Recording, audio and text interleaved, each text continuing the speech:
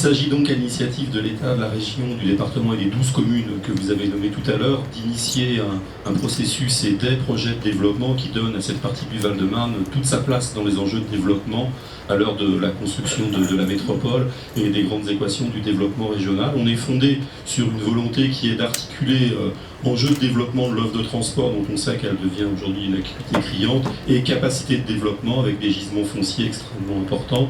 Et nous sommes à l'œuvre aujourd'hui sur un site majeur. 3-4 sont identifiés sur cette carte.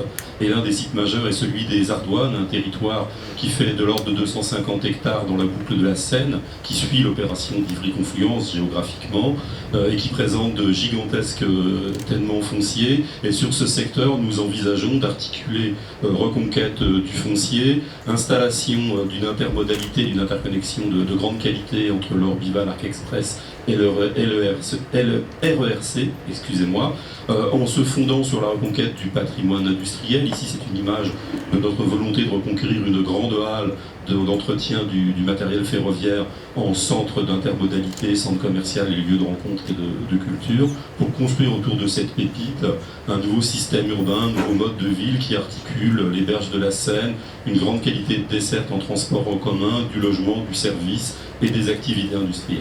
On est sur une opération qui va nécessiter une mobilisation de foncier importante, qui est aussi celle du temps du transport, donc on est sur une logique qui anticipe et qui pose les bases crédibles du développement de ce site.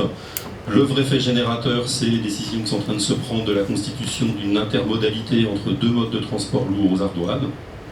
Et donc maintenant se pose la question de la maîtrise foncière. Dans le cadre d'un dispositif avec l'établissement public foncier, nous sommes déjà aujourd'hui en train d'acheter des terrains. Nous bâtissons le projet avec David Mangin, Grand Prix d'urbanisme. Nous sommes en débat quotidiennement quasiment avec le maire, le conseil général de la région et l'État sur les équations du projet qui pourraient voir le jour dans ces grands éléments de négociation et d'engagement des partenaires à la fin de l'année.